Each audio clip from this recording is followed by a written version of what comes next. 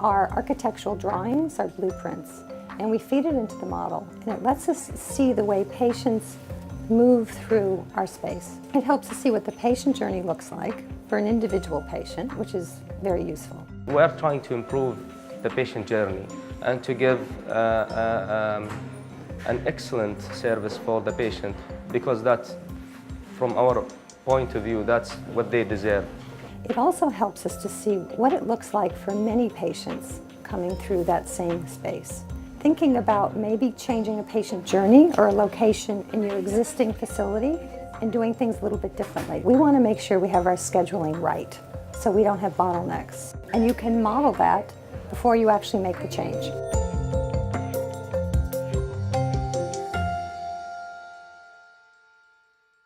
Our building is small with limited area, especially the waiting area.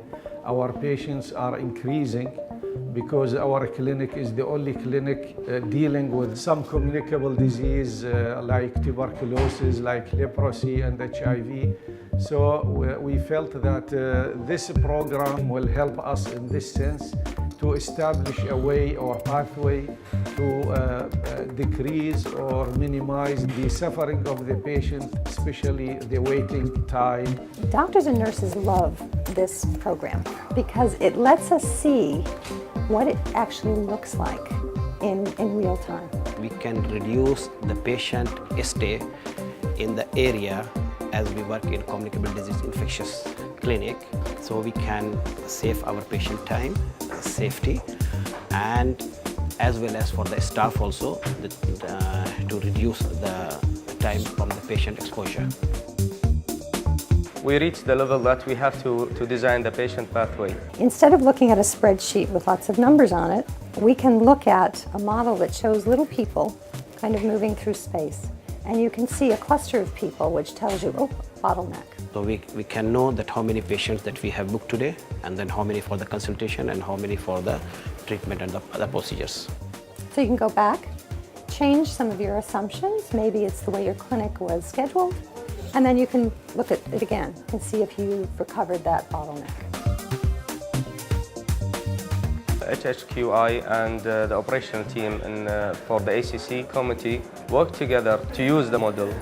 They're also thinking about not just what's easiest, but what is safest and what is providing the best care for the patient. So having your clinicians sit around a table and have that debate, because the model has enabled that debate, is really, really helpful.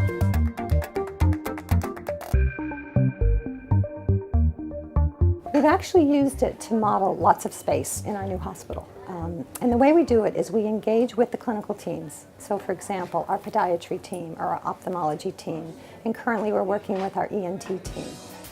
And that's doctors and nurses who know their patients really well, know the kind of care they want to deliver, and know what their new space should be looking like in a new hospital.